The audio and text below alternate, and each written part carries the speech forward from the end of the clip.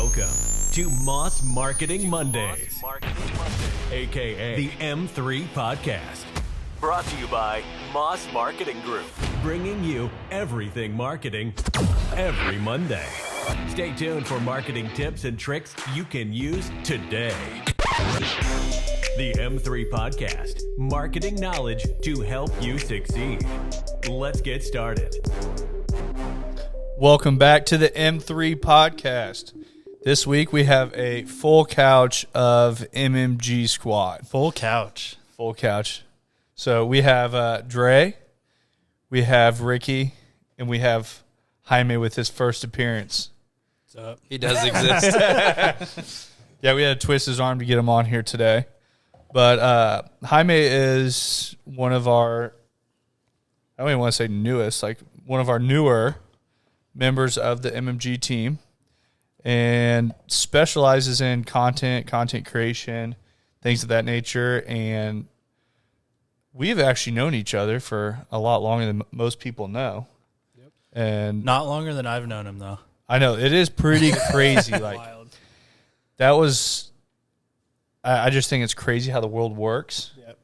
And so I crossed Jaime's path on, I'm going to let Ricky play his own card.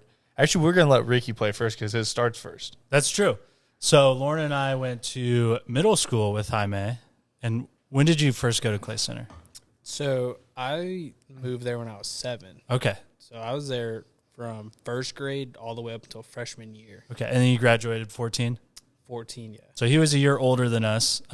Lauren went to school with him since she was in kindergarten, I guess. Yep. And then I went to Clay Center third grade year. So way back then. So you weren't from Clay Center? So I was going to school in Morganville. Okay. Until they closed it down because we had 30 kids in K through 5. These are all Kansas places, right? Yeah. Boondocks. Kansas is actually starting to outnumber Missouri, I believe. Mm-hmm. I would love to know where you got those fake stats, but that's fine. Sorry, I meant MMG. Oh, the MMG team? Yeah. I know. Yeah. We're going to, we only want Missouri applicants from now on. So, no, but when I ran into Jaime, I sold you your first truck at TDR. Yep. Which was a 20. What are you guys counting over there? We were trying to count where everybody was from. Oh, so I sold you a 2017 Ford F-150. I remember the truck. We'd put black wheels on it, everything. Yep. And then and at that point you had Prevail. Yep. And Jaime was doing videos. Hey, I got a pair of sweatpants of those at my house. Plug Prevail. They're pretty sick. You can't get them, but they're pretty sick. Now they're like a collector's item. Exactly. So we'll bring them in next NFT. week and put them for sale, and they're going to be like 8 times the price that they were. Yeah. No, so at that point he had Prevail, and he was putting out these just badass videos. And the crazy thing is Jaime was pretty much the one that led me into the content space. It led me into the marketing, really progressed this to where it's at. Like, got me to put my foot out there. So he has these videos and stuff. I'm like, bro, that is so cool. I was like, I've been wanting to do videos up here forever. I just can't find anyone to do them. I guess just everyone that did videos was from Kansas. Maybe that was my big problem. And so he hooks me up. He's like, hey, I have a buddy that does it. And I think at that point you were still like kind of learning how to do it. Yeah. And he's like, I kind of dabble in it, but I have a buddy that does it. So I run into his buddy. His buddy's like, does a good job, just wasn't the most reliable. So I'm like, I start kind of learning how to do it. So, no, but that's just a fact. Yeah. And I was wondering how you're going to tell that part of the story. I know. I was going to try to be as finesseful as possible. We might skip over that. Yeah. But, no, great dude, everything. Just when you're running a business, and that's something in just content, working with creatives and everything of that nature, is I'm going to tell you right now, sitting on the other side of the table working with content creators before I ever started this, they were the most unreliable human beings out there. Like, I had photographers, I had videographers, I had these people I call up. Yeah, I'll be there Wednesday at 1. 2 o'clock, you're calling back, where you at? Oh, man, I totally spaced it, man. I'll be there like Friday at 1. And then it's like all of a sudden they're like, hey, man, I can come Tuesday. I'm like, shit's sold. Yeah. Like, don't need you. Like, oh, man, you got anything else? Like, so it's just like the whole space, I'm going to say, is unreliable. Fast forward, I'm like, I'm going to start figuring out how to do this myself, so I don't have to rely on someone else to do it. Jaime comes up and buys another vehicle. Trades in the 17 for a 19 silver F-150. That thing was sick. I wish I still had it. The black one was XLT. The silver one was a Lariat, right? Yeah. Yep. And I remember both your trucks. I even remember when you put different fucking wheels on your truck, and I saw it at the gym. I was like, "Did you put different wheels on your truck?" He's like, "Yeah, yesterday I had them put on and everything." I'm like, looks different. But so that was kind of like that part of it. Then you left and went to Dallas, right? Yep. And how long were you down there? For a year, a little under a year. Like, I was like 15 days short of a year. Yeah. So Who's counting? yeah. Yeah. But Well, I was counting. He was. and at that point, before you went down to Dallas, I'd started Moss Marketing Group, and we saw each other at the gym, and kind of like just it was crazy how much our paths had crossed leading up to that. I was like, something's supposed to work here. Then all of a sudden, he's like, "Hey, bro, I'm moving to Dallas. I just think there's a lot more like video opportunity down there and all this stuff." And I was like, "Yeah, you're probably right." And then dips, and I was like, "Dang!" I was like, "It was not meant to be." And then, when did we go to lunch? Sometime, I want to say it was August. Yeah, so August. Yeah, because it was after we were down here. Yeah. Yeah. And hit me up and was like, "Hey, man, like, can we meet up?" Blah, blah, blah. I was like, "Yeah, for sure." We sat down, and I feel like the rest is led us to here. Yeah. Which But- is crazy because I didn't know the whole, like, Zach and just, like, the videos that I was doing with Prevail was kind of, like, what pushed and propelled, like, to start this, which is just fucking crazy. To see, like, from that to, like, where you're at now in such a short time, dude, it's wild. It's crazy to think, because at that time was like when video first started getting in my head. Yeah. And I never even thought about doing it myself. Never even entered my mind. I was like, not a chance. And it's probably perfect. I mean, everything happens for a reason. It happens exactly why it's supposed to. And because of the person doing the videos, that I had to teach myself how to figure it out. And let me tell you, since we've started this, I think it was like 2 months ago that we were sitting there watching videos I started off doing, and holy shit, were they bad. Like, I'm like, whoa, I posted that shit? Now, if somebody, like, if we hired somebody that had a camera and they came back with that footage, I'd be like, what the fuck are you doing? Like, that person's not getting paid. Yeah. And it's just, like, kind of crazy at that point because I saw Prevail, I saw these videos, and I don't even think we had originally talked about when you're buying the truck. We talked about it because I started following Prevail when you bought the truck, and then you came to pick up your title a couple weeks later, and that's when we talked about actual video. Yeah. Because I started following Prevail. I'm like, dude, these videos are sick. I'm like, and I'd watch these dealerships on the coast and down in Florida and Texas and shit like that, just doing badass stuff. And I was like, why aren't we doing badass stuff? I was like, no one around here is. What's crazy is the kid that I presented to you also from Kansas. Is he really? Yeah, Overland Park, Kansas. All right. There's 3 Kansas dudes, bro. Did we get a count? I Parker think it's also about lives half. in Kansas. Parker's also from Kansas. Maybe content creators just come from Kansas. Wait, so Parker and I went to school together too, which is crazy. I didn't know either, but he's only a year older than I am. But we all went to school together. Did you guys have some sort of film class at your school that no one knows about? Dude, I wish I took film class back in high school. Like, looking back now, it's like, dang, dude, I should have, took that opportunity to learn some stuff, like, all through high school and stuff. But it's like, I think at that point I was watching kids that were doing that. I'm like, that is so stupid. Like, what? You're wasting your time over there. the same with Call of Duty, bro. I used to want to post Call of Duty clips all the time. Like, I was dying to just, like, Take be Dre's a- mic away. Take it away. Yeah, I was dying to be a YouTuber. I wanted to do Call of Duty gaming. I was like, that's what I want to do. And I would never post it because, like, I played sports all through high school. So I'm like, bro, if I start posting YouTube videos, I'm going to get flamed at practice. So I just never did it. And then, like, fast forward to now, look at all those kids just making crazy money playing games. Oh, I was in the same boat. I had this guy reach out. He's like, man, we can fly you out to Vegas. You can play in, like, this tournament. I'm like, bro, I'm not going to be known as that kid. Yeah. And now, literally a year and a half later, I'm like, I want to be known as why did I not fly out there? I'm like, I could have been sitting there, and you look at these top people just streaming. I'm like, Dude, Yeah, just Killing it. playing games, making thousands a month. Yeah, it's insane. It's wild, but that's content creation. Which I think that's where I want to get into that, but I also want, and I don't think I've ever asked you this question, like what got you into video, got you into that space? That no one ever really asked me that. So I used to work for this clothing company called Alpha Clothing Co. They're here out of Kansas City. They're like a fitness apparel brand. And their whole model was they would sponsor athletes, YouTubers, Instagrammers. They'd sponsor all these people. And one day I came across this guy's name. His name is Zach Kravitz. He's an incredible filmmaker. And we ended up bringing him on as an athlete for Alpha Clothing. Well, he made a video. We went to the Arnold Expo in, I want to say it was like 2017 or 2016. But watching him film all of it, like behind the scenes, and then watching the final video, like I was like, dude, I watched him do, like, he was just filming us, but he made it look that cool. Like, and it was just crazy. I was just like blown away. I was like, bro, that is so cool how he told the story. And then I'd always hit him up and ask him like how to do it and stuff. And same thing, dude, I have a video from back in 2016, my first ever video. I'll never release it ever for sure, but it's done. And I just went back to look at it like probably a year or two ago. And I was like, holy crap, that was awful.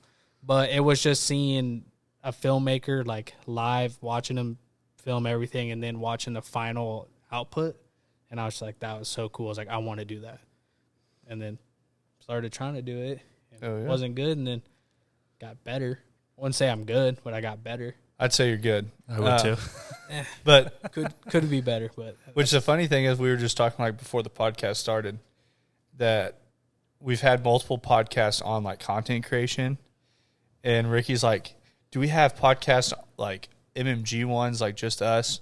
They're on something outside of content creation. And I'm like, the craziest thing is how fast the market's changing on what it deems that it wants. That I sit here and see what other marketing companies are doing around us that, like, I don't know how they're getting paid. Like, it blows my mind not to be the best in a space. Like, I just live to be the best at what I do.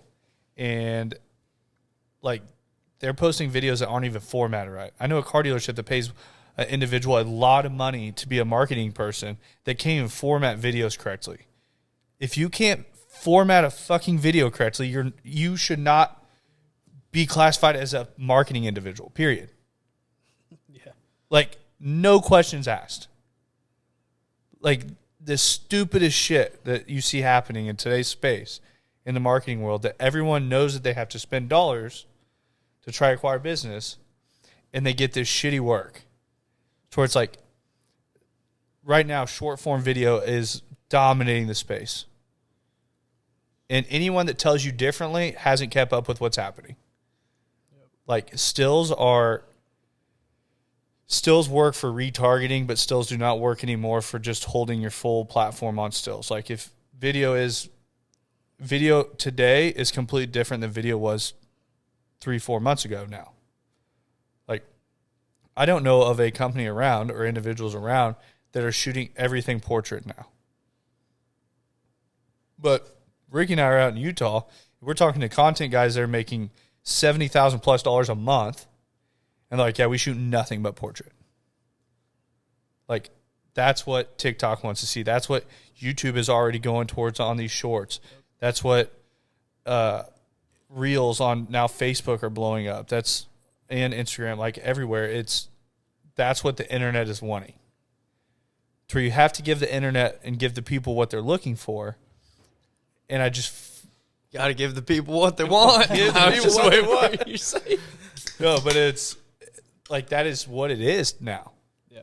And just in case people don't know the difference, landscape is sideways, portraits up and down. Very much so. It's like, with us doing this every day, those are things that we pay attention to.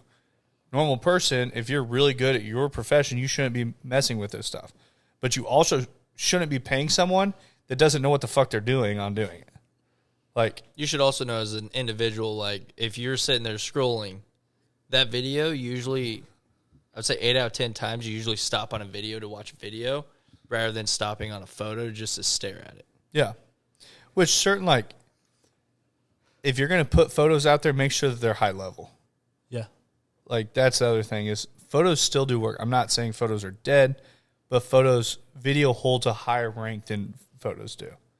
And sure. That's what we have a full-time photographer that does video and photography, and Parker's phenomenal at that stuff.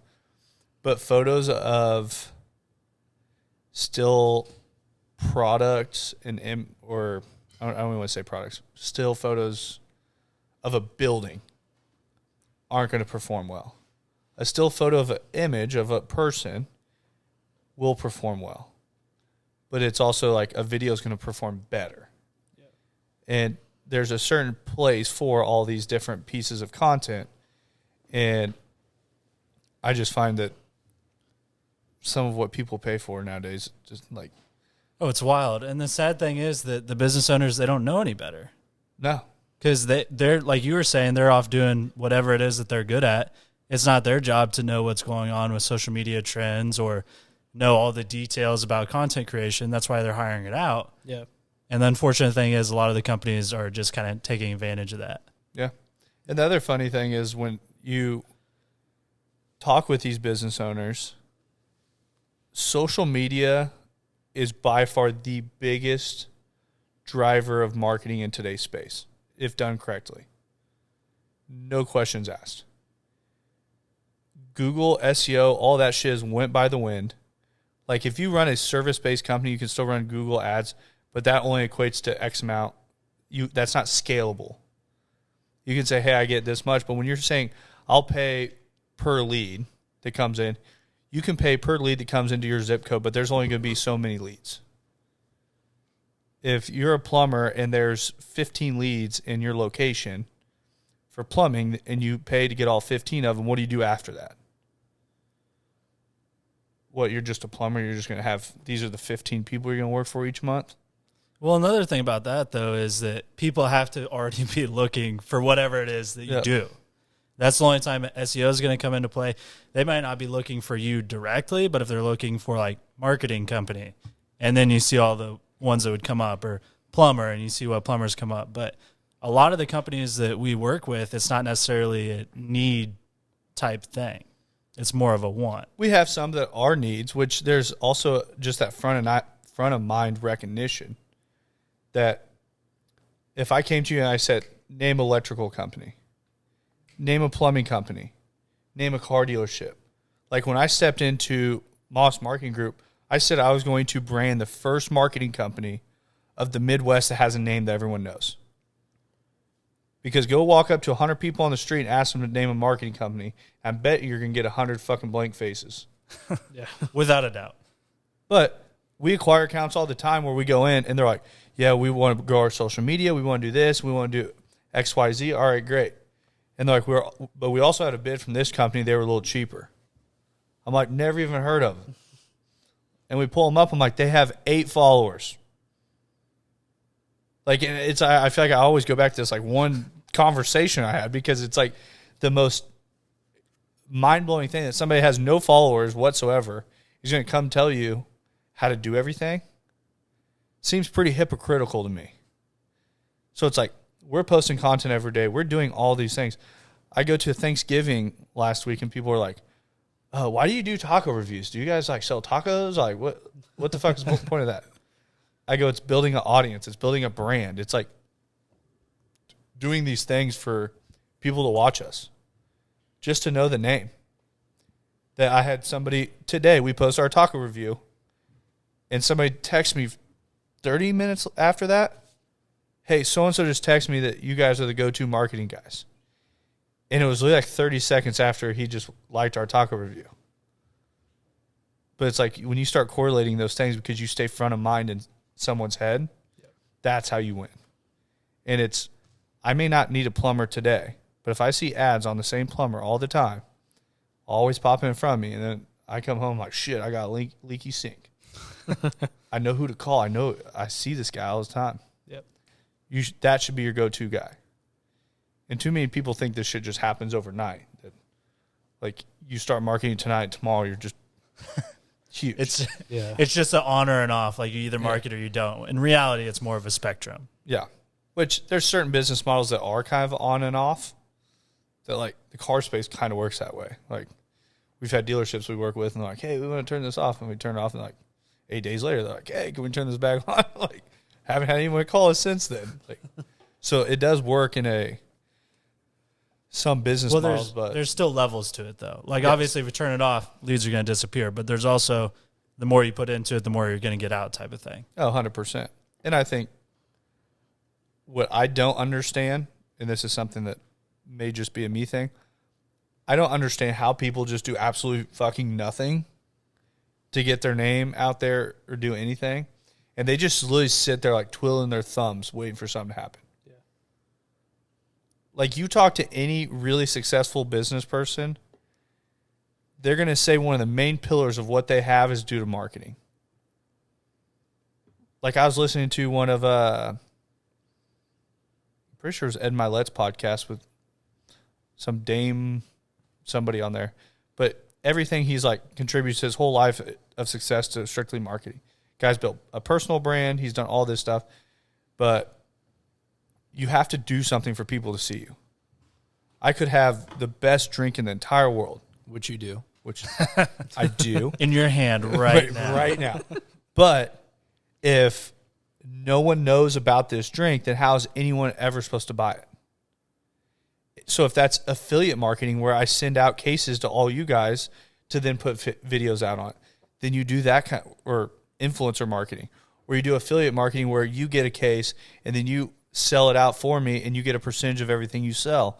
Or if we do really cool videos of it to push it out to the internet, if we do really cool photos, like if we run sponsored ads, doing whatever it's going to be, do something.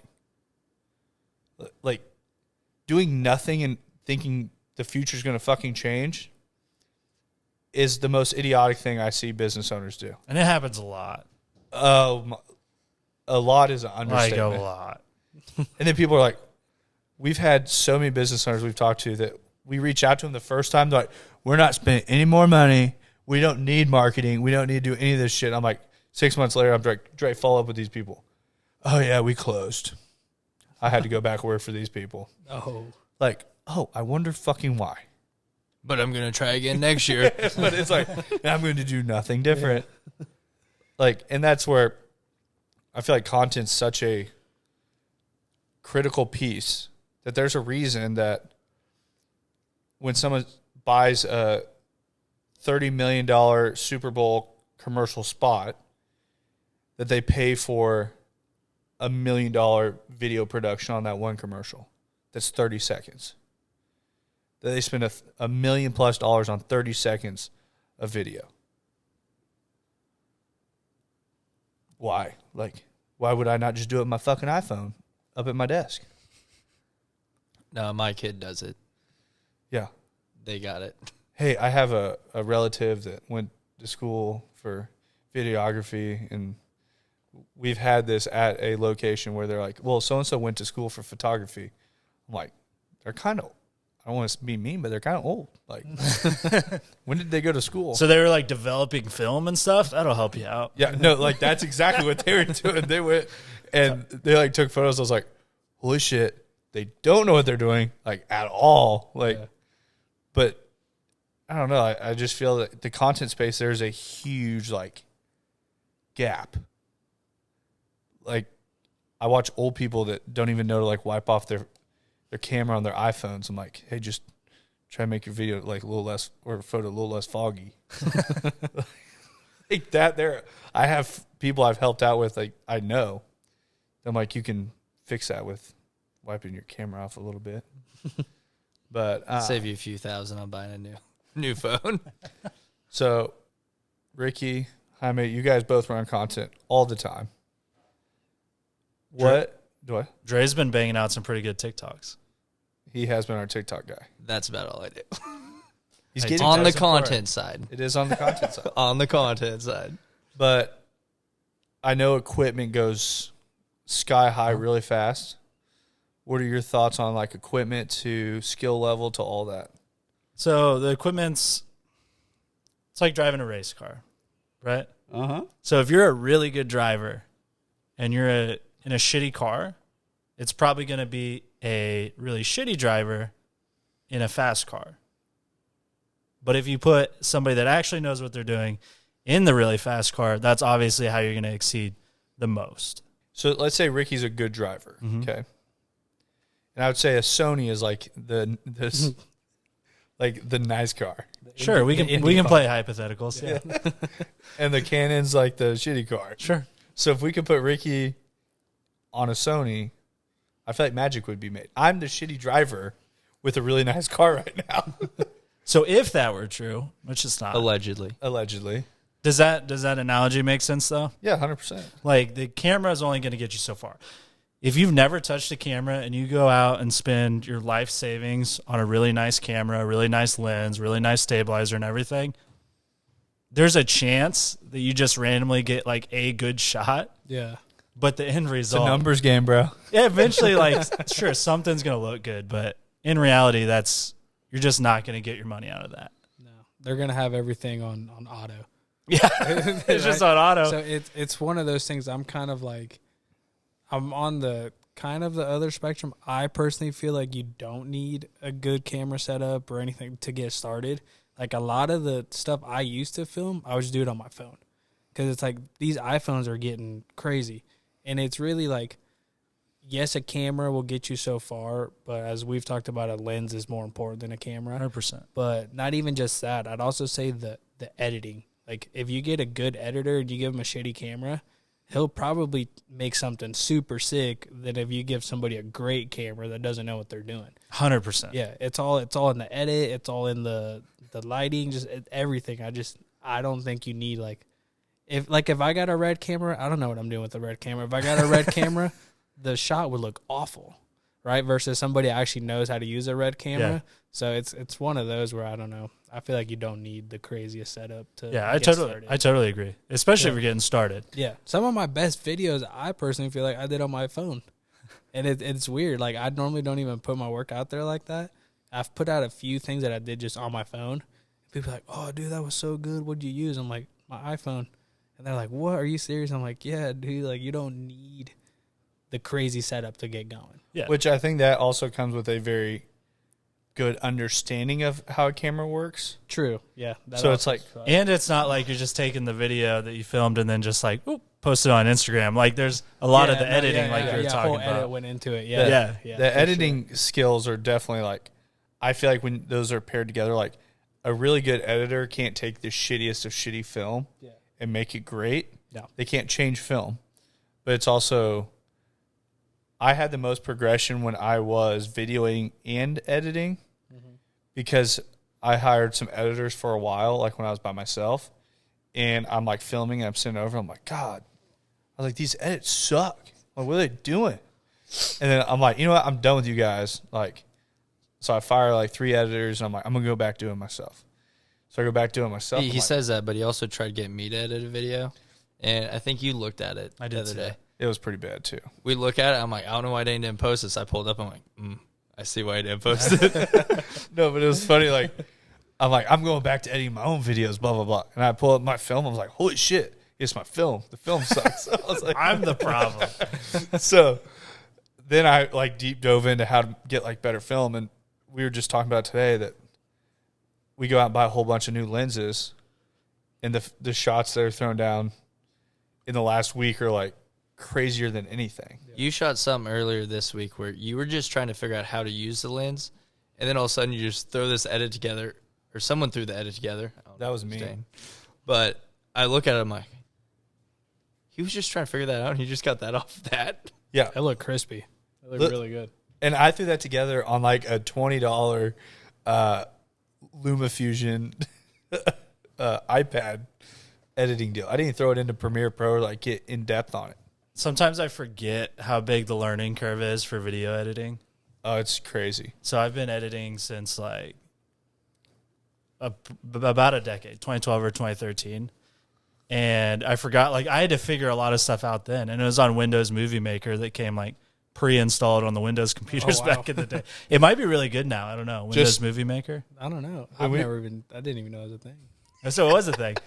No, keep going with that. I do have another thing after that. But yeah, then like if I'm helping somebody that like got into video editing and they look at it and I see the look in their eyes, I've just forgotten about that. Like it's so overwhelming. Makes zero sense. Oh, The first time you helped me out with Photoshop, I'm like, hey, Ricky, I do this. I've been messing with this for probably 45 minutes. It was a while. And I'm like, dude, I go over to him. He's like, oh, yeah, just boop, boop, boop. Maybe took him less than 30 seconds. I'm like, what are your thoughts on if you just help me with this? Because I'm like, this is like- about to take me the rest of the day. Like, is this something you want to do often, or can I just like do it for you and we can move on with our day? And that's when I figured out I should not be in Photoshop unless I take a few classes. Photoshop is a huge beast in itself. It is. You can It really do is. so much on Photoshop, but it's tough. Like, because you can do so much, so it's just like overwhelming. Like, especially like if you're new and you try to dive into really anything, and it's crazy to, like you were saying, it's crazy to think like I was teaching somebody Final Cut, and even just like the blade tool, like just a simple cut and put it together. Like they're like, "What? What'd you do?" And I'm like, "What?" Because it's second nature now. Yeah. So it's like some people, crazy. they won't even know what the timeline is. Yeah, like what is that? They'll be, okay, drag it down to your timeline. And they're like, you're what? to be fair, when I opened up Premiere Pro the first time, I was like, why is all my, like, first it took me like 45 minutes to figure out how to get shit into Premiere Pro. Sure. And then I got in there, I'm like, dude, it's all stuck down this corner down here. Like, I don't know what to do with any of this stuff. And I'm like, I'm watching it in this little bitty corner, and I'm like, what are all these other boxes for? So then I just started deleting other boxes. I'm like, maybe I just don't need them. So I just have this library. It's pulled up, and then I'm like, I would say that Premiere Pro for a beginner would probably be a lot more daunting than Final Cut. Final Cut's a little more simplified. Yep. it might as well have been in Chinese when There's a lot of stuff when you open that screen. a lot. I will say I think Snapchat just downloaded it. Snapchat, TikTok, and Instagram. You can sit there and create videos and put transitions in if you're just getting into it. That actually, for me, I'm like, this is so simple. And then I've ventured to other things where I'm like, okay, maybe I could change this up. I think leading down that road would really help people that if they're looking to get into it, maybe not just be like, hey, I'm downloading Photoshop and all this stuff, and then maybe about a week into it, you're like, I screwed up. But realistically, most people, like especially business owners, don't have the time to learn all that. to go the learning curve. Like Ricky said, he's done it for a decade. We've had how many clients we work with?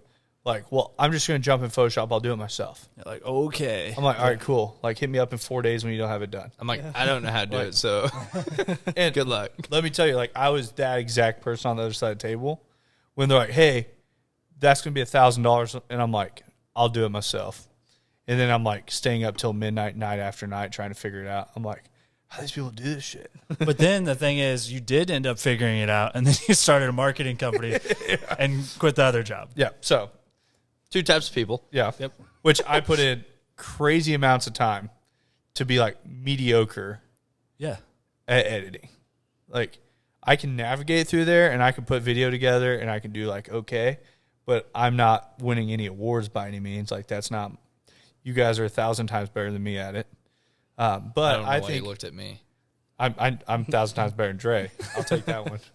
But Does that make us 1,000,000 times better than Dre? probably. Well, when you times something by 0, it still equals 0. So Dre, Just a heads up on that. if we throw Dre in there, he is going to be where I was, where he doesn't know how to get the camera. He doesn't know how to get the video. I can produce a video. I saw the video you made. I didn't think it was that bad. It Ricky's wasn't trying to be bad, but like nice. it was. I could probably put it on YouTube, maybe get like 80 views. If you have a good thumbnail, you'll get tons. Do you want to make a bet? Yeah, I'll make a bet that you don't get 80 views on that video. Dre will literally just sit there and watch it 80 times. what do you want to bet? Count? It counts as views, yeah. Oh, really? Oh. Yeah, but I mean, like, you couldn't do that indefinitely. I mean, Leaving that pulled up all day. I actually have a YouTube channel. So do I. Found it out. Jaime's like, yeah, I'm like a viral YouTuber, like not a big deal. No, I only got definitely not 8 on million YouTube. followers. Yeah. Like I don't know. Like I'm Is that huge good? on TikTok. I hate posting TikToks, but I'm just like, I randomly post one this weekend. It got 9,000 views. Not Well, a big deal. the No, issue is his phone buzzes too much. Yeah. Like he'll post it and his phone's just going off all crazy, It's getting all that going engagement. wild, yeah. I think what people don't realize that are watching is like he posted a video of him just lining his shoes out, and it got like 20,000 views. So the newest one I posted 109,000, but I have one that I did it before and it got like 3.9 million or something. So he does this, and then he's like, "Yeah, I don't like posting." I'm like, I don't. It's wild. I really don't. Like this, you guys got me here. Like, dude, you guys had to like almost like kidnap me to come do this podcast because I'm terrible in front of the camera. I think Dane I was like about to being behind go. the camera. Dane was about to go lock the door if you weren't going to come over here. Yeah, I was slowly trying to get out, dude. I was I was going gonna to take the screwdriver and just switch it around so you couldn't get out. Yeah, I was. I was trying like, to I sneak out. got to change your clothes in the car. I'll be right back. I really should have. I'm out here in Walmart sweats, dude. All bad. And you got to I represent. didn't even call you out on those. You called yourself out. Yeah, I figured I might as well lean into it a little bit. Hey, are they comfy? They are. That's all that matters. Fruit of the Loom. Yeah. He's like, I've been an editing monster over there today. Yeah. He will sit there and put his head down, and he busts out reels faster than anyone I've ever seen in my life. And he'll sit there earlier. I'm like, "Hey, can you just knock this out?" He's like, "Yeah." He's like, "Get your phone up," and shoots it right back. I'm like, "What? I barely got married to drinking it." He's like, "Yeah, it's done." I'm like, "Oh, okay, cool." I will say that I didn't get to bring as much value to Jaime as I did Ricky. That I feel like I truly changed Ricky's life, like forever. Because when I met Ricky, he was editing on a Windows freaking Bro. laptop. I spent $1,700 on this MSI gaming laptop. Oh, those are good editing. It was legit. I rigs, thought it was though. legit. Yeah. I really only wanted it because we had GoPro footage that I shot in 4K from our vacation. I don't like messing with proxies. I just wanted to put it in there, and I wanted it to work, right? I don't know if the graphics card just never turned on. That thing was terrible. When I was at the dealership, It was so slow. I first started editing, and I call our IT guy, and I like sat with my dad. I was like, "If you want me to do these videos," I'm like, "We're saving a lot of money not paying for this guy, but I have to build my computer." And I have like this huge 3-screen setup in my office, and he comes in, he's like, "This is what I have to do to make it work." I'm like, "All right, great." We spend like $3,500 building out just the tower of this computer. He's like, "This thing's gonna be a workhorse." I'm like, "All right, great." Still, like, I'm watching it like frame by frame. I'm like exporting, watching it, and then going back and exporting, watching it. I'm like, there's got to be an easier way. And one night I was working on something, and I was like, I can't get it done. I'm gonna work on it at home. And I called Madison. I was like, "Yeah, I'm gonna go pick up a new MacBook Pro and work on this at home." I come home and I start editing. I was like, "Holy shit!" You can watch this on here. I was like, "You can watch it in Premiere Pro, like at normal speed." And then I meet Ricky, and Ricky's like video or editing on this computer. I'm like, "Bro, it's like the worst editing experience of your whole entire life." He's like, "No, that's just how like it is." Was this at the gym? Yeah. He's like, "This is just how it is." This was at the concrete deal. At the I big was ass there. concrete table. I was there at that one. Yeah, that's rare. I know. No, so then He just wanted that to be on the record. He was at the gym. I was at the gym. Ricky clarified. Let I the was record there. show. so Ricky jumps over to Mac, and At the perfect time because it's after the M1 chip came out. so Oh yeah, his life's those are been, nice. Yeah. life's been changed. Yeah, I need one of those still, dude. It's wild that I can actually use it without it plugged in.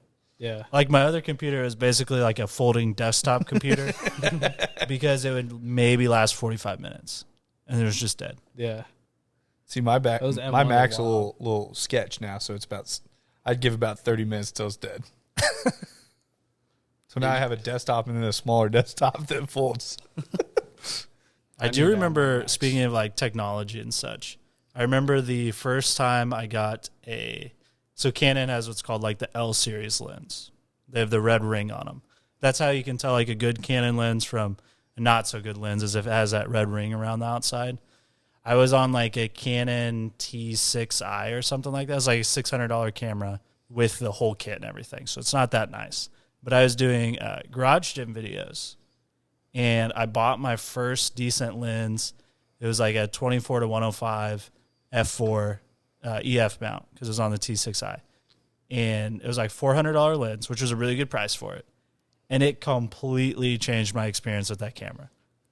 Like night and day. Is that, you said L series? Uh-huh. Is that like the G Master? Yes. Okay. Yep. That's pretty much the same. We're going to stick with the G's, but The it's G's, yeah, the G Master. yeah. I feel like so many people listening right now are like, what are they talking about? What are they talking about? Because that's what I'm thinking. Do you want to know the craziest thing was, you know, where life really changed for us is I bought a $7,000 camera setup, and we go out and we're photoing all these.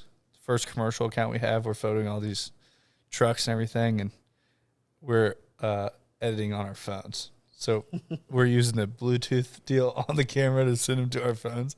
We're editing them and then dropping them in a Google Drive. But we didn't know what Lightroom was. Yeah, Like- having open Lightroom at this point, and I mean we're making dough. And there's like 4 of us at MMG, and we're just editing on our phones. I'm like, holy shit! I mean, they still looked very good. They looked and great. I will say their presets were solid. I mean, we were doing pretty solid work, and one of these commercial accounts like, we need you to send over full file size.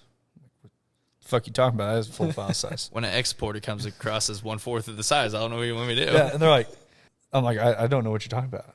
And they're like, we need the full videos, like full photo size, like when they blow these up. And I'm like, so then I start hitting people up to do photography. I'm like, what do they mean by this? And they're like, how did you give them the photos? I was like, well, I was editing them on my phone. And they're like, what? I found out one day I unplugged it wasn't syncing the Bluetooth, so I pulled it out, plugged it in my computer, pulled them off my computer, and then airdropped them straight to my phone so I could edit them, of course. And I'm sitting there, and I'm like, man, these are taking forever to load. And then I'm sitting there, like, once I got done, I'm like, bro, you see how clear these are? And I'm like, the only thing is, he's like, you should do that with all of them. I'm like, dude, that's going to take me like 4 hours. I'm like, these are very slow. Oh, man. And that's where we figured out that was the full file size. How far our content has came. Yeah. Yeah, when Ricky comes, he knows, like, he's going, like, blowing through everything. And I'm like, because when he started, I felt like I at least had a hand on kind of what was happening. Yeah.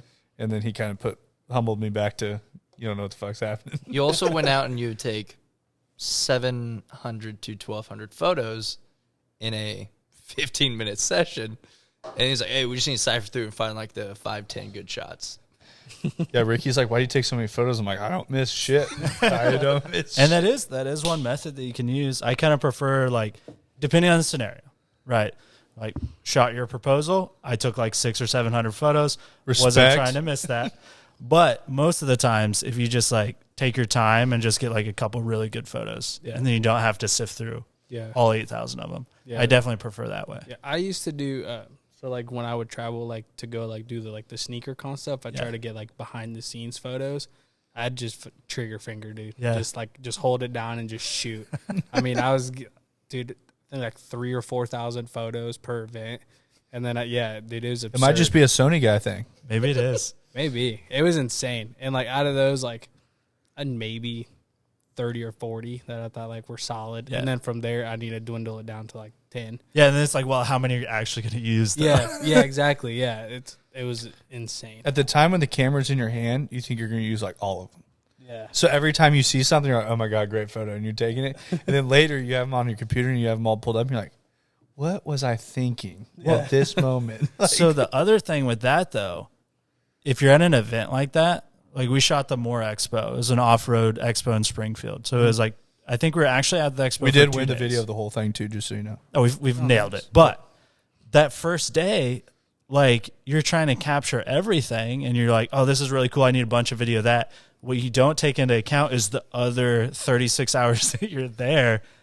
And by the time you get to the end, you just have an unreal amount of footage you're going through. And So I'd assume it was the same thing at the sneaker same at deals. sneaker con is like usually like 2-day events, right? And so we had two camera guys. One was Michael. He's the main guy, so he's filming the 3 like characters, main characters of the show. So he's filming their interactions, and I'm off getting like the B-roll. And so on a 2-day event, in one day, I get B-roll of basically everything, right? Yeah. And so then day 2, he's like, all right, man, go get B-roll again. I'm like, I'm just gonna shoot the same shit again, right? But it's like, I mean, I would do it, right? Yeah. Because it was my job, so I'd go out and I'd just film the same B-roll again. You try to do different stuff. And were you editing those? Yeah. So it was really weird how we did like the editing stuff. So we had these segments called like early bird segments, which is like all like the unreleased early issues we'd get. I'd film it and edit that entire YouTube video. Any scavenger hunt stuff, which is like we'd go out and we'd hide shoes around the city. And so then I started doing those, like film those and edit those. But any of the event ones, those Michael always edited them because those are hour-long videos. Oh, wow. Yeah, dude, they're crazy, like hour to hour 15.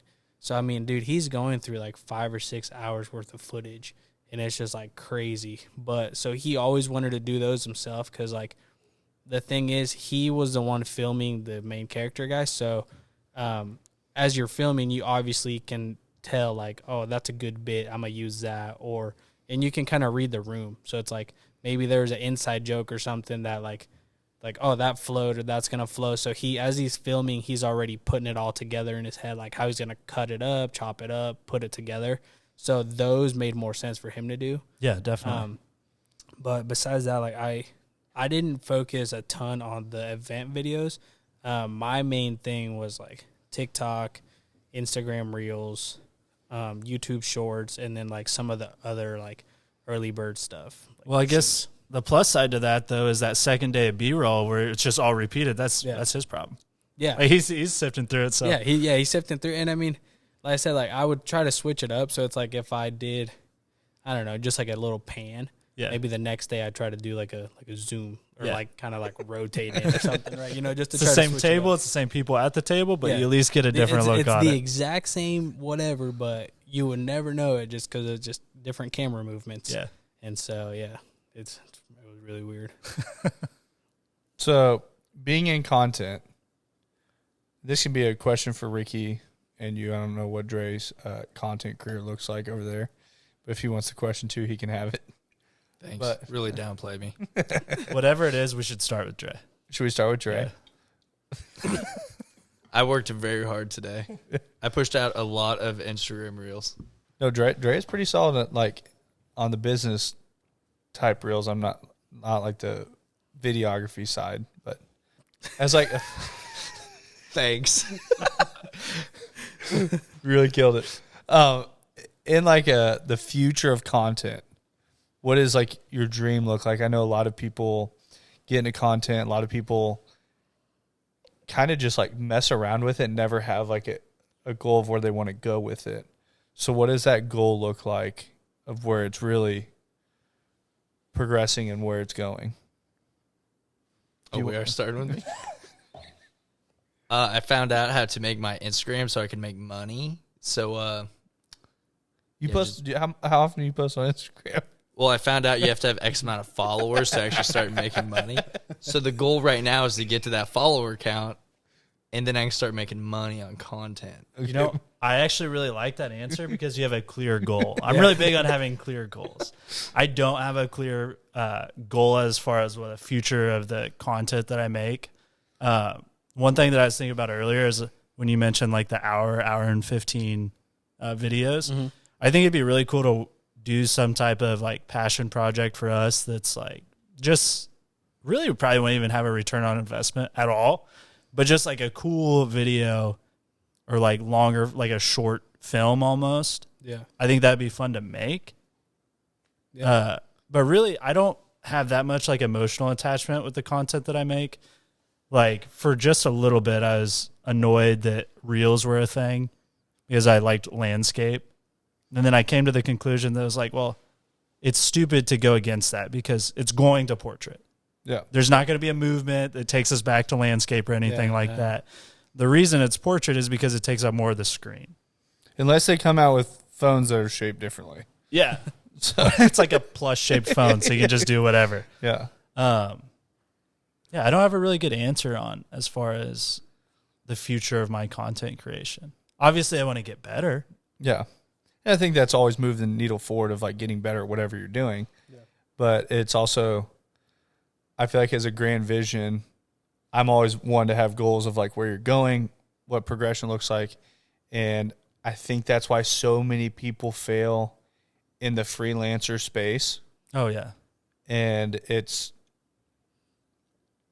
don't really know what to compare it to. So I would say, like, I have business goals that go along with the content creation. That's what I'm kind of looking at, is like a business goal. Yeah. Like, I don't find that I'm super attached to content. Like, I think more people need, like, very much like I'm not attached to social media either. Like, I absolutely hate social media, but it's just such a crucial business tool that content is also a business tool. And that's how I look at it. I regained my train of thought there. Yeah. We're on exactly the same page. Like, there's a lot of people that they look at content as art, and that is what can be difficult in a business setting. If you're hiring a photographer or videographer and they're like super attached, they want to do everything their way, and they're extremely passionate about what they put out and not necessarily the result that comes from that. Like, if someday we're on social media and our research shows that if we film something sideways at 360 pixels, which would like be blurry and stuff, that's going to perform better, 100% would do it. Yeah. So I see it more as a tool rather than like an art. Well, that's what you see some videographers out there that still won't do portrait video. Yeah. They just don't believe that it should be done. They're like, cameras are made this way Right now. to do Let video. alone even portrait photo. Oh, yeah. yeah. That was a big deal too. But it's like when you look at these things, that the way that someone's head thinks that it has to all be like art of whatever it is. Like, very much like I enjoy the creative side. I enjoy doing that stuff. That's like a reason that I got into this also. But I'm also very business mind oriented.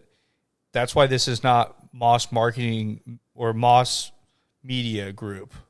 Like, this is Moss Marketing Group because the content is a key in the grand marketing plan, but it is not all of it.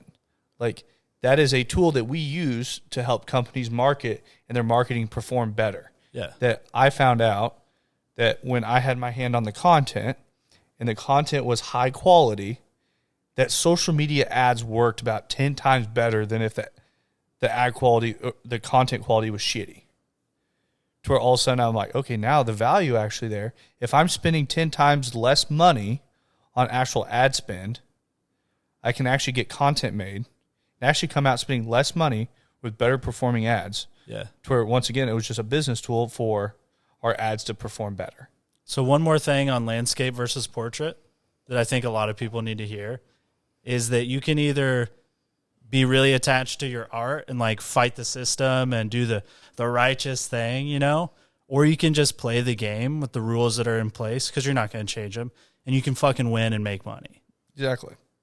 But so many people out there are more into their art than making money, which, if it's a hobby, totally cool. Hey, to each their own. yeah. And there's some people that if there's never a grand plan of what they're going after, it's okay. Sure. But it's also like the day we read about Reels taking off and making like what they're doing in YouTube Shorts, all of our cameras went sideways. It's just Like, that's just what happened. Like, this is what we're putting out. it's such an incredible opportunity with, and I hated them too. I hated the whole TikTok thing of people just dancing and doing these trends and nothing's original, and a lot of people blow up on that without having like any charisma or skill or anything. They just copy stuff. That's the part I don't like, but that also gives you this huge opportunity that you can either like do that type of stuff or like make your own original vertical content and have a huge platform that you can leverage however you choose, or you can just in 2 years still be sitting there complaining about it. Yeah. But what is Jaime's answer to your original question? Bringing it all back. Bringing it all back. So it's really weird because it's funny. I say I hate being in front of the camera, right? And I do, but I also wouldn't mind making the money that these people that are in front of the camera make. And so it's like, I would love to be like a content creator, quote unquote, but being in front of the camera, like I just don't feel comfortable. I like being behind it, but so I'm in this weird dilemma where it's like, I want to make that push to like, just go ahead and start making the content. Cause it's like, it's fun. I enjoy it. And I think one thing too that this is like completely separate from that I kind of wanted to touch on was like a lot of people want a lot of followers. And it's like, to be honest, having a ton of followers really doesn't equate to money or anything like that. Because if you have let's say you have 1,000 followers, somebody has 100,000 followers, but that 1,000 followers you have is loyal. They support everything you do. They'll buy whatever product you come out with, versus the person that has 100,000 followers. Like maybe those are all either fake, bots, whatever. They put out a product and they could get 0 sales compared to the dude that's got 1,000. So I think like a lot of these businesses too, like when you talk to them, like their main thing is like, well, how many followers am I going to get? Am I going to get a lot of followers? And it's like, dude, like if you want a lot of followers, like that doesn't mean that they're going to come in and buy whatever you're selling. Like if you're, like a restaurant, just because you get a ton of followers doesn't mean that all those people are going to come in. Like if you get 200 followers that are like super loyal, then they're coming in. That's a lot better than getting 2,000 followers that are just following just to look at your stuff for fake followers. So I think that whole thing of like wanting more followers and all that, I don't think it's kind of dumb. You're better off providing value and providing good quality content, and then just trying to get like loyal followers that will support everything you do. Having more of a deeper connection rather than a broad one. Yeah, and it's like a prime example was like this rapper chick. I think her name was like Saweetie or something like that. Mm-hmm. She was dating Quavo or something. Like hundreds of millions of followers on, or maybe over 50 million, something like that, followers on Instagram. She dropped an album and it only got 2,000 sales. And she has at least, I would say, anywhere from 30 to 50 million followers. Wow. So, and she only did 2,000 sales with her album. Like that just shows right there that like it doesn't. I know plenty of people that have less followers that can get more sales than that probably. So we drop an MMG album. Yeah, we probably get more than 2,000 sales. It probably wouldn't be hard. But we're just gonna have to put Parker on it. Yeah, He's gonna be the voice of it. Yeah, no, but yeah. So I don't know. I guess to the main question though, like, I'd like to do content creation. I can't get myself to fully dive in, and it's like I've tried, and it's like a few of my videos popped or whatever, but it's like that was luck. And so hey, you put me behind that camera, I'll film you. Yeah. We both will be in the wrong position, and we'll kill it. Yeah, but vertical or portrait is definitely the future.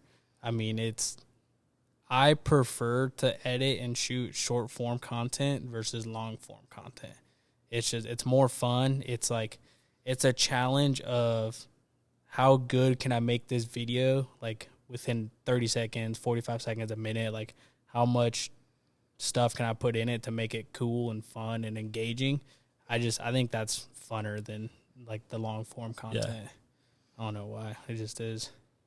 And it's the best way to grow. Yes. For sure. Oh, without a doubt. You can hit a lot more volume, and you can hit 5 videos that you have the chance of 1 or 2 of them popping off instead of like we watch companies all the time that, I mean, there's a company that I went to bid that I told the guy exactly what to do.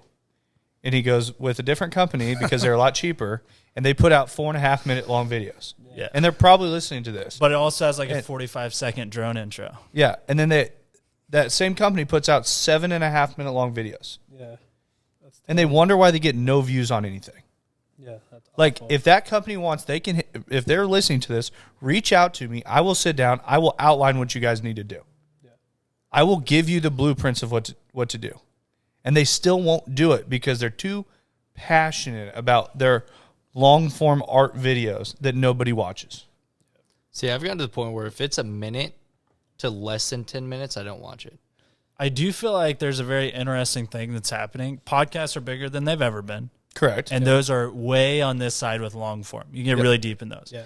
And then everything else is going to short form, and it's like there's just anything in the middle seems to not really do that well. No, it's like YouTube. If it's 10 to 20 minutes, I'll watch it. That's usually like my cutoff on YouTube. Anything over 20, I'm like, that's too long. But short form, if I look at it and it's over a minute, I just skip right past it. I'm like, so I feel usually the juice is in the end, and I'm like, I don't want to wait a minute. So podcasts, like the main driving force to podcast what most people don't understand is short form video.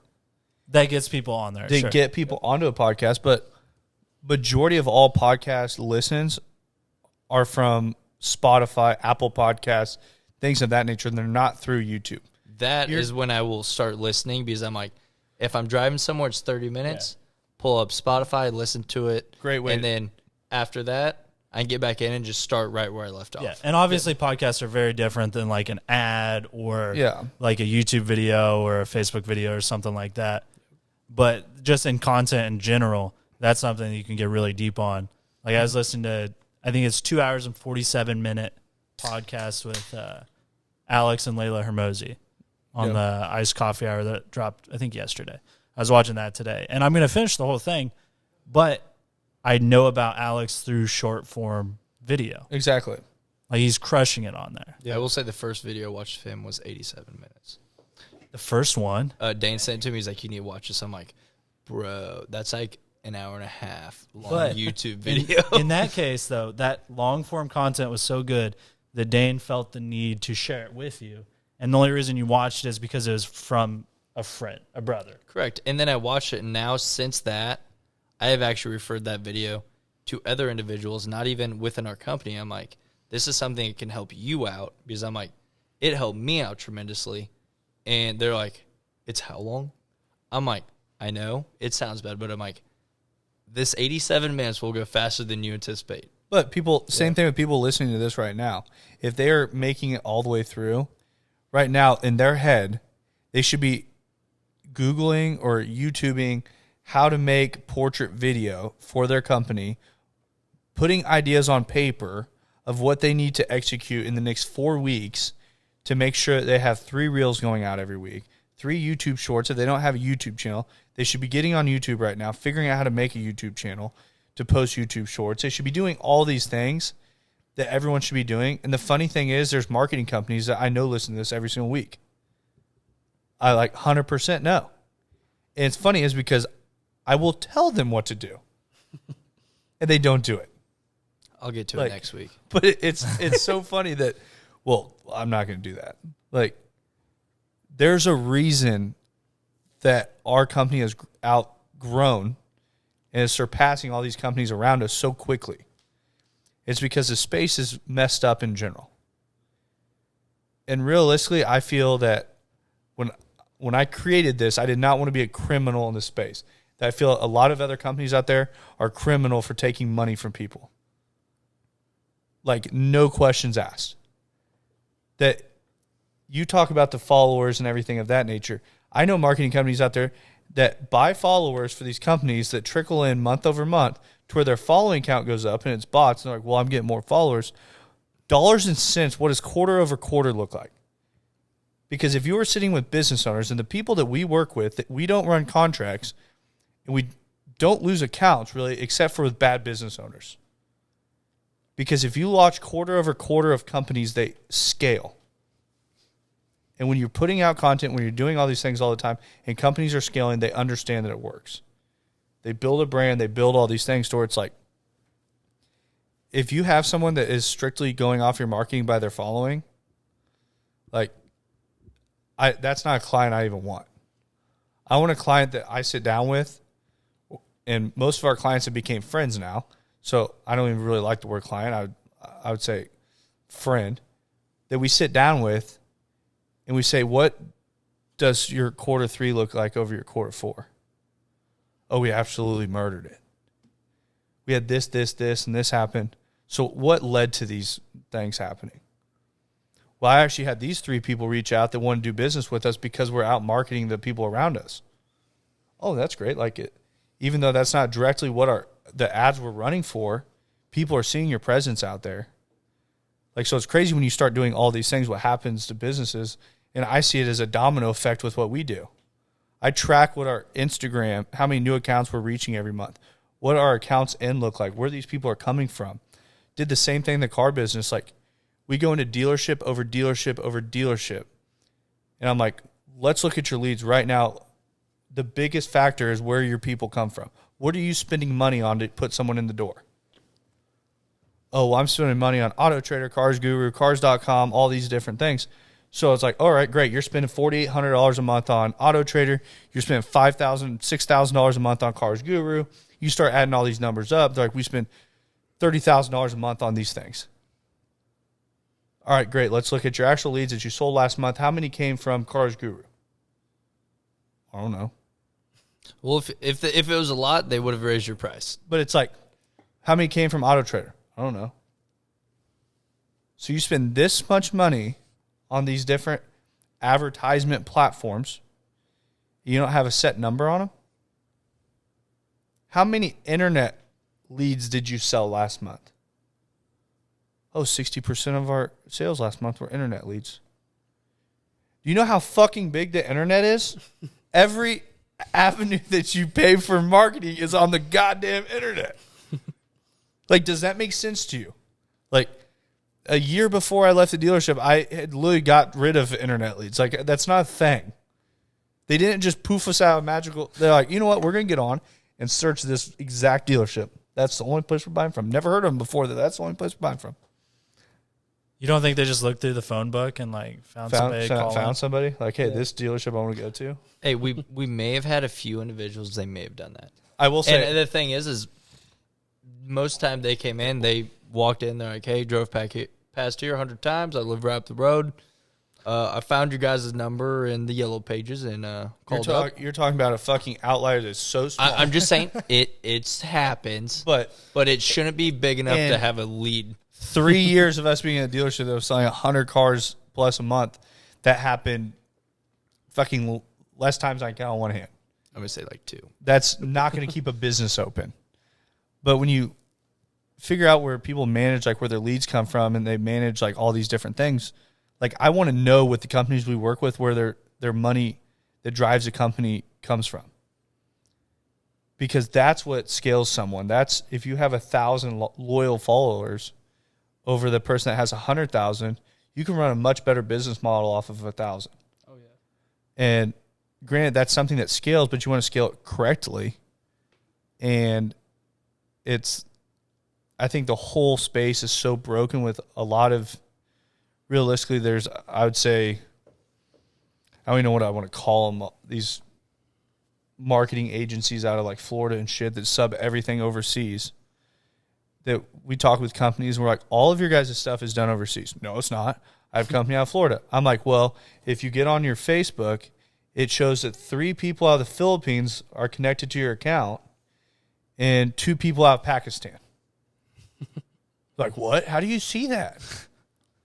Well, we've also contacted that company and we know exactly where they're all from. No, but it's like, I don't know. That's a whole nother rabbit hole of a podcast I can go down.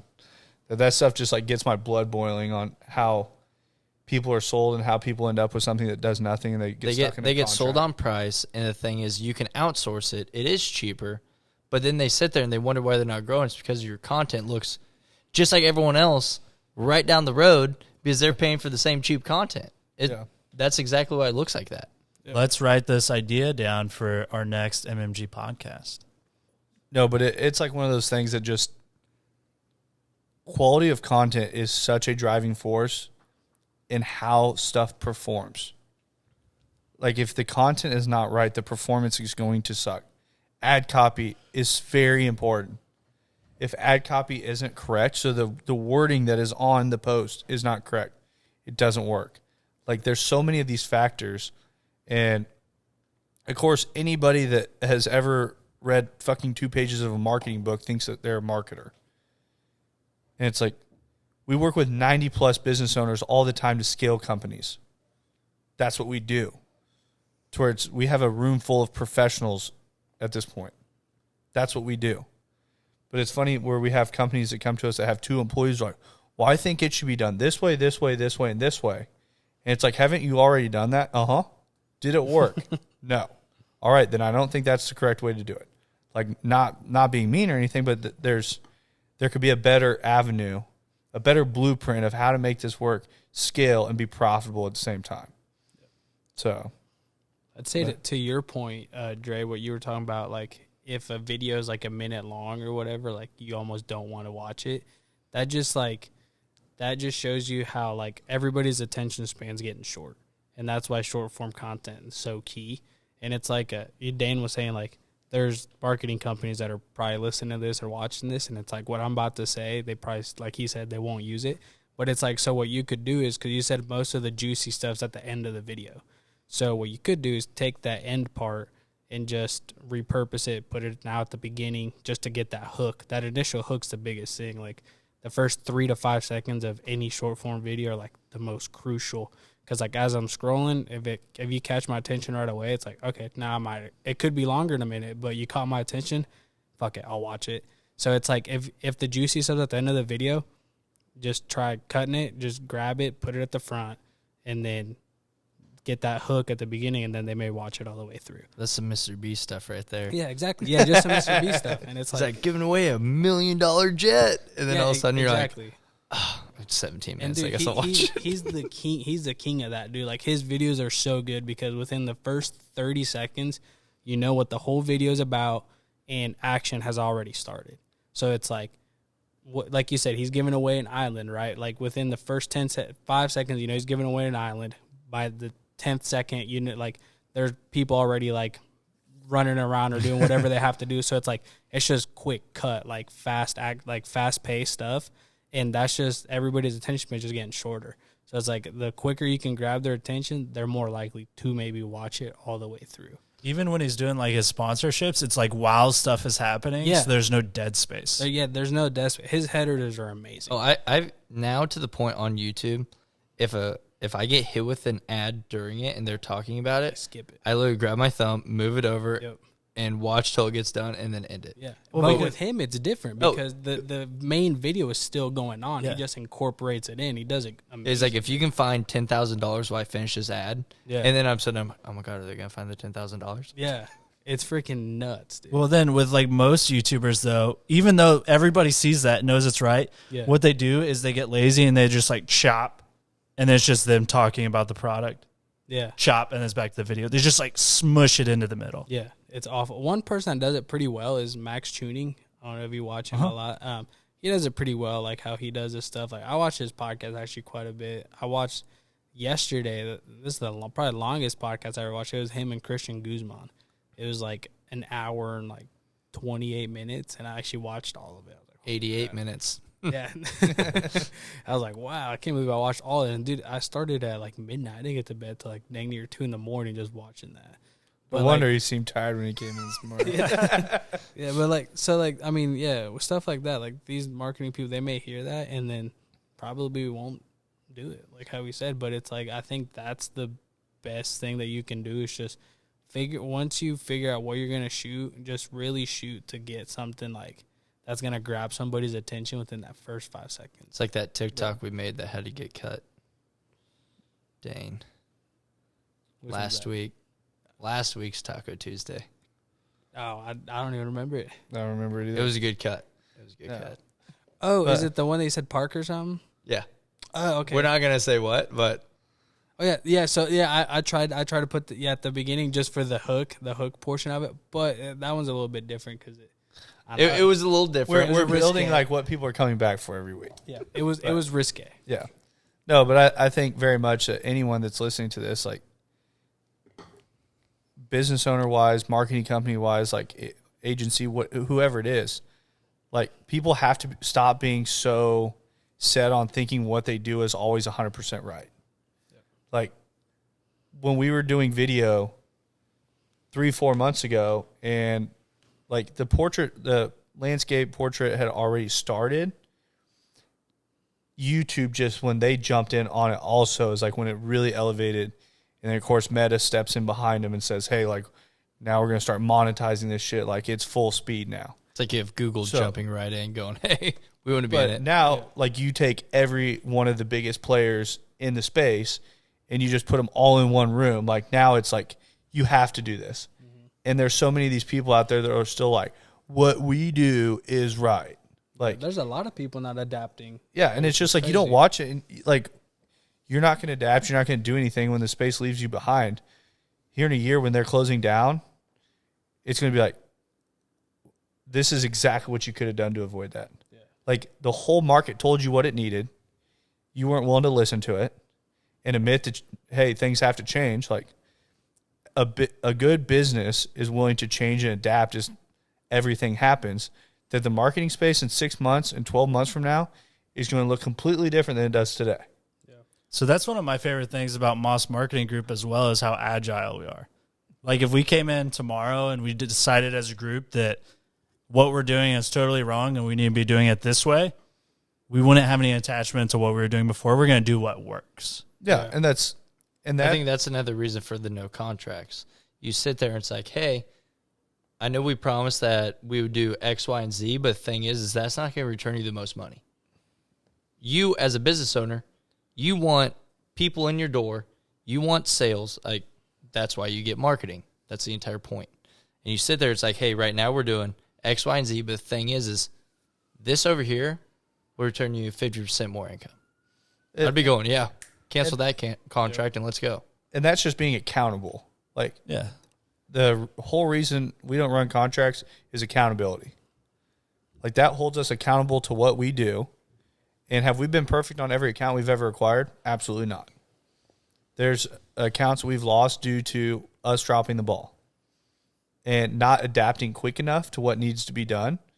And that happens. But it's also when those things happen, you take a step back and you say, hey, what can we do to adapt? Yeah. Why is this not working like it used to?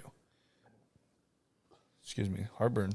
It's these Busch Lights. No, it's the I Taco heard that. Tuesday. No, but or it could be the tacos. I'm pretty sure it's the tacos. But it's also like when you look at those, you have to see trends, which I missed the trends like 3 months ago, and that was my fault. Like, I watch accounts and I watch how all their trends go month over month, make sure things are scaling, and you can see it by numbers, you can see it by click-throughs, you can see it by video views, you can see it by all these things. And we have like 2 accounts call and cancel. I'm like, what is happening? They're like, our video views just aren't where they used to be, blah, blah, blah. So I jump in. I start looking at everything. I'm like, holy shit, they're not. We have so many things going on that I missed it. And so I start deep diving into everything. I'm like, why have we dropped off on these? And it was funny because I self-adapted Moss Marketing Group stuff, not even thinking about it as everything needed to be changed. I was just like, hey, Instagram Reels are kind of working good. I'm just posting them. They're kind of taking off and not even really paying attention to it being a thing. So then I pull up our account next to all these other accounts we have. I was like, holy shit. This is what we were doing, and this is exactly what Moss Marketing Group was doing. I just started adapting to being every morning I was in the gym, I was posting Reels because we had them. And we still have a huge influx of them that I haven't posted. That I was just trying to push something out there, and I was just easiest way for me to get out there. I was dropping it, and then all of a sudden I look at it next to it. I'm like, okay, we've been missing the boat here, huge. This is what we need to do to fix it. I come in one morning, restructure everything overnight, and you see all of these accounts that kind of went like this, that all of a sudden it just turned the gas right back on. But it's making sure that you see those things as they're happening and don't put blinders on just to missing it until you're closed. So, I feel like we threw out a ton of stuff. Yeah, and in all different sectors. Which it all leads to that content side being huge. And would you say king? Always king. Content always is king. Yep. I think I'm going to get a big, huge, I think that's going to be written across this whole entire wall. Yeah. I think, you were saying, marketing's going to be way different the next 6 months. I think it's going to be, obviously, long-form content's going to always be there. But I think it's, short-form stuff's going to be, what everybody should be pushing. Because it's, everybody's on their phone. Sometimes, if I trying to find a review on something, I'll look on TikTok usually first.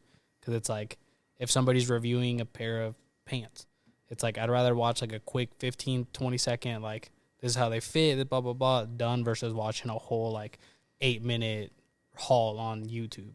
So it's I think everything's just going to start heading in that direction. I feel like YouTube's more the how-to. Yeah. You're looking to install something, how to do it. Yeah. Yeah. Yeah. And personally, I like to watch, same as you, just quicker stuff. And I find myself like scrolling on TikTok sometimes for like an hour nonstop just because it's just like it's quick, it's easy to watch. Versus like if I watch a video and it's just too long, I'm just like, dude, that was boring.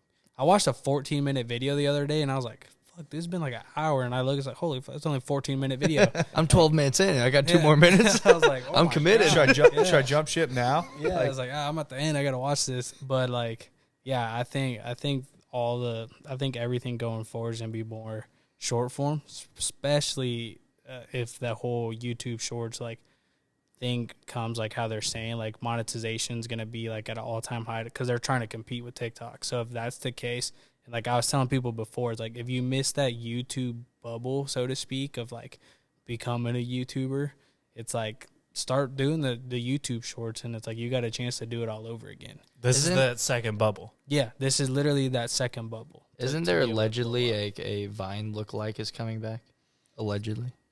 Possibly. I know the big thing is like Be Real right now. I know that's like another like up Oh, and really? coming social media. Dre, Have we you don't heard need a of bunch it? of fake news on the M3 podcast, okay? I feel like that's fake news. Easy. Might be. Easy. You just got a phone call about this thing? Elon kind of brought up bringing Vine back, like I think in a tweet, but Hey, Do you want to bet on this? I don't see it coming back. you trying to I bet was- some I don't. Doge? I You have gonna a bet some really- Doge? I have a really hard time thinking any other short form content site will pop up and Especially not if YouTube's actually gonna do what they say. It's like it's hard to compete against YouTube dollars. yeah, like TikTok came in. The reason TikTok was successful is because it was different. yeah. Very much. But you had Snapchat come in. It was different. You had Vine come in. It was different. You had But TikTok come Vine in. didn't work. It did. It got very big, and a lot of people actually became a lot of your TikTok famous that first got in Logan TikTok. Pauls, I guess. Yeah, we're all straight off of Vine.